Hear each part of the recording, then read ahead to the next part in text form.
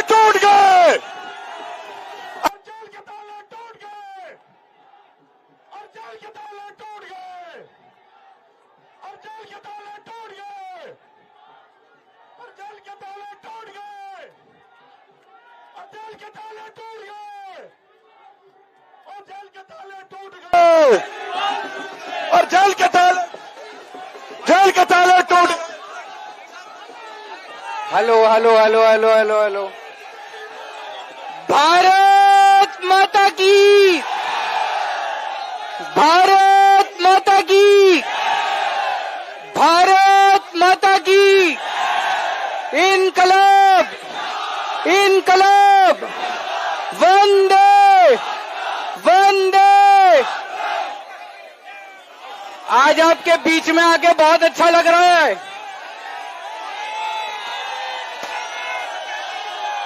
मैंने कहा था ना मैं जल्दी आऊंगा, मैंने कहा था ना जल्दी आऊंगा, आ गया।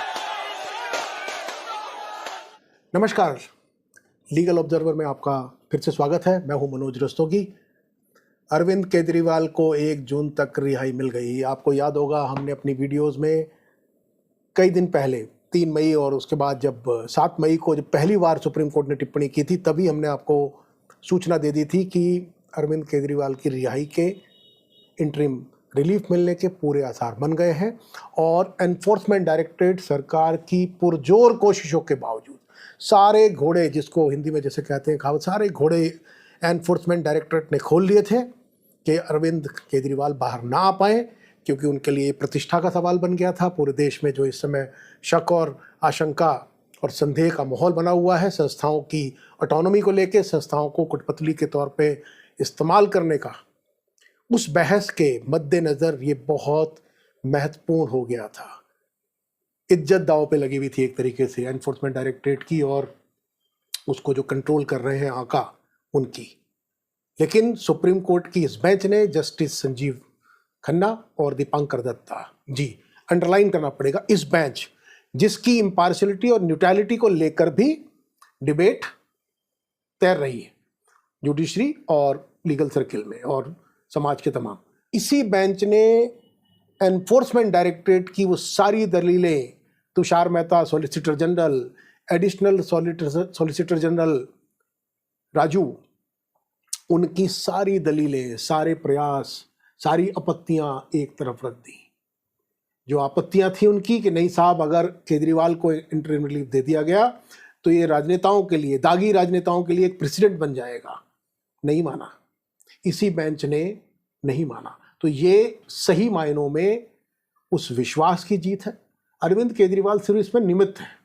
जो लोग इसमें कोई पॉलिटिकल नैरेटिव ढूंढ रहे हैं, उन्हें समझना चाहिए कि इस मामले का महत्व इसलिए है कि संस्थाओं में, देश में जो लोकतांत्रिक व्यवस्था है उसमें जुडिशरी का जो रोल है, संस्थाओं का जो रोल है, उसके तहत ये बड़ी महत्वपूर्ण बात है कि जुडिशरी ने, हायर जुडिशरी ने सुप्रीम कोर्ट की प्रतिष्ठा के साथ जो देश का यकीन, देश की निष्ठा जुड़ी हुई है, उसकी आज रक्षा हुई है। और उन्होंने कहा, सुप्रीम कोर्ट ने कहा ईडी को कि हम आपकी आपत्ति को खारिज करते हैं, ये अलग मामला है। उन्होंने कहा कि हर इंटरिम रिलीफ में जब कोर्ट डिसाइड करती है तो वो स्थिति विशेष, मामला विशेष, उसका संदर्भ क्या है, उसकी परिस्थिति क्या है, उसके दृष्टिगत फैसला लेती है। अंतरिम रिलीफ की बात है। और उन्होंने जो चंद्रबाबू नायडू वाला मामला है, जो रामसुंदर दास का मामला है, उड़ीसा का, ये दोनों मामले हैं जिनमें राजनेता इन्वॉल्व थे। चंद्रबाबू नायडू जी को सब जानते हैं। उड़ीसा वाले मामले में एक बीजू जनता दल के नेता थे, पूर्व मंत्री थे, जो क्रॉस ओवर करके अपनी पार्टी से दूसरे दल में गए थे। उन पर कई सारे आपराधिक मामले चल रहे थे। जब उन्हें रिलीफ मिला आपराधिक मामलों से, तो उन पर हाई कोर्ट ने ये रिस्ट्रिक्शन लगा दिया था कि आप राजनीतिक रैलियों में नहीं जाएंगे, पॉलिटिकल एक्टिविटी में इन्वॉल्व नहीं होंगे। उन पे आपराधिक मामले थे, बहुत सारे मामले थे। केजरीवाल पर तो एक भी मामला नहीं है, ये भी सुप्रीम कोर्ट ने कहा। तो सुप्रीम कोर्ट ने उस मामले में, उड़ीसा वाले मामले में, उसको खारिज कर दिया था, हाई कोर्ट के निर्णय को, हाई कोर्ट के फैसले को बदल दिया था, रद्द कर दिया था, डिसमिस कर दिया था। और सेम इसी तरह का मामला चंद्रबाबू नायडू के बारे में था कि उनके ऊपर भी जो मामला था, तो उन्हें जब रिलीफ दिया गया तो उन्हें हाई कोर्ट ने कहा था कि आप पॉलिटिकल एक्टिविटीज में इन्वॉल्व नहीं होंगे। सुप्रीम कोर्ट ने इसे व्यक्ति की स्वतंत्रता का, पर्सनल लिबर्टी का हनन माना था।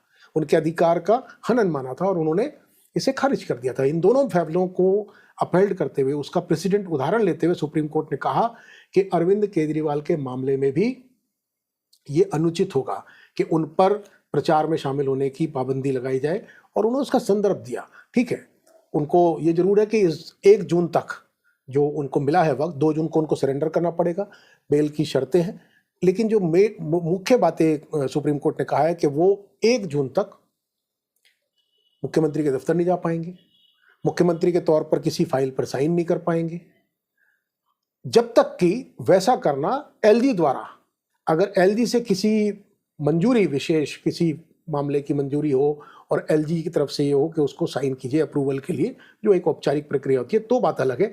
अदरवाइज वो मुख्यमंत्री नहीं के तौर पर सेक्रेटरीट नहीं जा सकते, फाइलों पे साइन नहीं कर सकते, दफ्तर नहीं जा सकते, अपने दफ्तर या सेक्रेटरी दोनों जगह नहीं जा सकते, कहीं भी दिल्ली लिक्वर स्कैम जिस मामले में उनको रिलीफ मिली है उस केस का कहीं जिक्र नहीं कर सकते, प्रचार में शामिल हो सकते हैं, राजनीतिक गतिविधियों में शामिल हो सकते हैं, विटनेस से नहीं मिलेंगे, उस मामले से जुड़ी हुई फाइलें नहीं लेंगे, और 50,000 रुपये का निजी मुचलका, जो कि एक बेल की इस तरह के मामलों की औपचारिक शर्त होती है, वो उनको शर्तें लगाई गई। पूरी कोशिश की ईडी ने, आपत्तियां दर्ज की, कल एक अलग से एफिडेविट उन्होंने डाला। तो इस बेंच ने अपने फैसले में कहा है, लिखित फैसले में उन्होंने आपत्तियों को खारिज कर दिया कि हम एनफोर्समेंट डायरेक्टरेट की इस आपत्ति या आशंका को दरकिनार करते हैं, उसको रिजेक्ट करते हैं कि इनको इंटरिम रिलीफ देने से, यानी अरविंद केजरीवाल को, एक ऐसी परिपाटी बन जाएगी या कोई आम आदमी और राजनेताओं के बीच में कोई क्लासिफिकेशन हो जाएगा कि उन्हें कोई प्रीमियम विशेषाधिकार मिला हुआ है, उन्हें कोई विशेष दर्जा मिला हुआ है, या उनके लिए अलग है कानून की इंटरप्रिटेशन। ऐसा नहीं है। उन्होंने कहा कि हर इंटरिम रिलीफ के मामले में ये देखा जाता है कि मामला क्या है, व्यक्ति कौन है, उसका संदर्भ क्या है, उसका इतिहास क्या है, उसका परिप्रेक्ष्य क्या है। तो उन्होंने कहा कि अरविंद केजरीवाल कोई सोसाइटी के लिए खतरा थोड़ी है, अरविंद केजरीवाल का कोई आपराधिक इतिहास नहीं है, वो निर्वाचित मुख्यमंत्री है, कोई उनकी पृष्ठभूमि उस तरह की नहीं है। चुनाव के ठीक पहले टाइमिंग को लेकर बेंच ने अपने फैसले में कहा, मौखिक उसमें कहा, उन्होंने सुनवाई के दौरान, आर्ग्यूमेंट के दौरान उन्होंने कहा कि मामला 2022 अगस्त 2022 में ये मामला दर्ज हुआ था, तब से पेंडिंग है ये, और अरविंद केजरीवाल को गिरफ्तार किया आपने 21 मार्च को। तो पूरे 1.5 साल क्या कर रही थी ईडी? ये गिरफ्तारी तो पहले आगे कभी भी हो सकती, तो अभी 21 दिन के इंटरव्यू रिलीज से कौन सा पहाड़ टूट जाएगा, क्या फर्क पड़ेगा? दलील नहीं थी, तो क्लियर हो गया ना। इसी व्यवस्था, इसी कानून, उसी के अंदर प्रावधान है। तो राजनीतिक देश विदेश अपनी जगह है, लेकिन यहां तो बात व्यवस्था का था ना, व्यवस्था के अंदर क्या प्रावधान है। उन्होंने कहा कि चुनाव सिर पर हैं, 18वीं लोकसभा के चुनाव होने जा रहे हैं, अरविंद केजरीवाल एक ऐसी राष्ट्रीय पार्टी के मुखिया हैं, संयोजक हैं, जिनकी 2 राज्यों में सरकारें हैं, वो सिटिंग मुख्यमंत्री हैं। तो चुनाव के ठीक बीच में उन्हें चुनाव प्रचार से वंचित रखना उचित नहीं होगा इस मामले में, खास तौर पे कि जब उनकी गिरफ्तारी का मामला, उसकी वैधता को लेकर के, वो गिरफ्तारी वैलिड है, लीगल है या नहीं है, वो मामला हमारे ही समक्ष, यानी सुप्रीम कोर्ट के ही समक्ष विचाराधीन हो।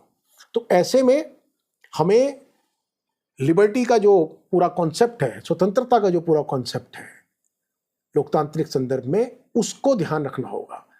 और उनकी उस दलील को जो तुषार मेहता ने दी कि अमृतपाल सिंह के साथ, वो जो खालिस्तानी है नेता जिसको गिरफ्तार किया, युवा, आपको याद हो, अमृतपाल सिंह, जो बिल्कुल दिखने में बिंड्रा वाले जैसे दिखता है, वो जेल में बंद है अभी फिलहाल, आसाम की जेल में। आपको याद होगा विदेश से आया था, रॉबिनहुड टाइप का उसने पूरा सब किया, और वो भी पंजाब में नामांकन भरने जा रहा है, और उसने भी अपनी इंटरिम रिलीफ की अर्जी दाखिल की है।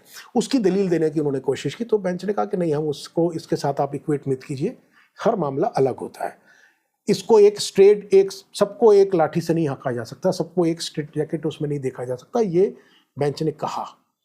तो ऐसा थोड़ी है कि तुषार मेहता कानून नहीं जानते हैं। यही तुषार मेहता अगर आज नहीं होते एसजी, सॉलिसिटर जनरल, और इत्तेफाक से प्रैक्टिस में वो अरविंद केजरीवाल के वकील होते, तो यकीन मानिए उनकी दलील और अभिषेक मनु सिंघवी की दलील में ज़्यादा फर्क नहीं होता। तो कानून में प्रावधान है।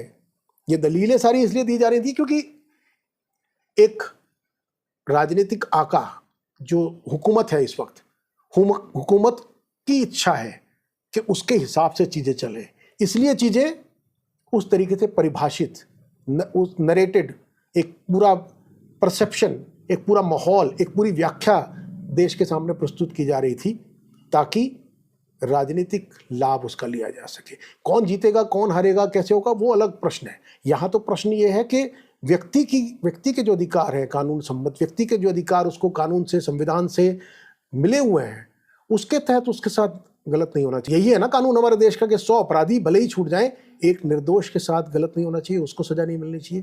यही कानून है ना। तो उस कानून के तहत अगर अरविंद केजरीवाल का मामला हो या किसी और का मामला हो तो वही होना चाहिए जो वाजिब है। यही तो किसी भी कानून प्रिय नागरिक की इच्छा होगी। भाई आप जाते कहाँ हैं अगर आपके साथ कुछ गलत होता है, कोई भी बात होती है, तो कोई भी जो लॉ अबाइडिंग सिटीजन है वो कानून के पास जाता है, और वहाँ भी अगर उसे इंसाफ ना मिले तो फिर व्यवस्था पे किसका विश्वास रहेगा। इसलिए ये बात महत्वपूर्ण है। तो आज 1 जून तक की उनके पास हुआ है, समय है अरविंद केजरीवाल के पास। 2 तारीख को उनको आत्मसमर्पण करना पड़ेगा वापस। अभिषेक मनु सिंघवी ने जिनकी दमदार दलीलों से, जिनकी जो उन्होंने एलैबोरेट व्याख्या की, जो उन्होंने अदालत के सामने आर्गुमेंट दिए, उसके चलते अरविंद केजरीवाल को ये हासिल हुआ है, जो अब नेचुरली उनके लिए एक राजनीतिक तौर पे एडवांटेज की सिचुएशन भी है। अब इसमें बदलाव आएगा ही आएगा, बाहर आएंगे तो बात करेंगे, मिलेंगे, प्रचार में शामिल होंगे। उनके पार्टी के जो नेता हैं, अभी मनीष सिसोदिया जेल में हैं, अभी सत्येंद्र जैन जेल में हैं, और भी कई लोग उनके अभी पीछे हैं, उधर कविता राव भी हैं। शायद ये जो मामला है जिस तरह से उनको मिली है, हो सकता है इसका कुछ असर उन पर भी पड़े, उनके मामले में भी उन्हें भी चुनाव प्रचार के लिए शायद मिले। अब ये तो आने वाले दिनों में स्पष्ट होगा कि क्या कैसे होता है। ईडी ने इस बीच में कोशिशें की थी, वो चार्जशीट जिसकी कल मीडिया में सारी तरफ खबरें आई थी कि अरविंद केजरीवाल को मुख्य अभियुक्त, मास्टरमाइंड मानते हुए पहली चार्जशीट में उनका नाम अभियुक्त के तौर पे, आरोपी के तौर पे डाला जा रहा है। वो अभी उसकी आधिकारिक पुष्टि होनी अभी बाकी है। ये खबरें तो जरूर आई हैं कि कविता राव के इम्प्लीकेट करने वाली चार्जशीट दाखिल हो गई है। तो ये आज की सबसे महत्वपूर्ण खबर जिस पर पूरे देश की निगाहें टिकी हुई थी, जुडिशरी की इंडिपेंडेंस को लेकर, जुडिशरी की साख को लेकर, उसकी क्रेडिबिलिटी को लेकर जो प्रश्न चिन्ह थे, तो आज उसका एक सही, सकारात्मक, पॉजिटिव जवाब देश को मिला है। और जुडिशरी को लेकर जो आशंकाएं थी वो कम जरूर हुई होंगी आज के इस फैसले के बाद। तो हम लगातार आपके साथ बने रहेंगे। लीगल ऑब्जर्वर आपको बताएगा इस मामले में आगे अब क्या होता है। अगर आपको हमारा ये प्रयास, हमारी ये वीडियोस ठीक लगती हो तो हमें सब्सक्राइब करें। आपका हर सब्सक्रिप्शन हमारे लिए हौसला है, हमारे लिए प्रेरणा है। आपका एक एक कमेंट हमें प्रेरित करता है कि हम उस विषय पर और ज़्यादा शोध करें और ज़्यादा गहराई तक जाएं, पूरी तथ्यपरकता के साथ, पूरी ऑब्जेक्टिविटी के साथ आपको सूचित करें। हमारा जो मिशन है वो यही है कि देश में कानून के प्रति अगर लोग जागरूक होंगे तो हमारे समाज की बहुत सारी, हमारी लोकतंत्र की समस्याएं, उनका निर्मूलन हो सकेगा। तो कानून जानिए, कानून मानिए, और बने रहिए लीगल ऑब्जर्वर के साथ। हमारी वीडियोस को लाइक करें, सब्सक्राइब करें, शेयर करें, उन पे अपने कमेंट दें। नमस्कार।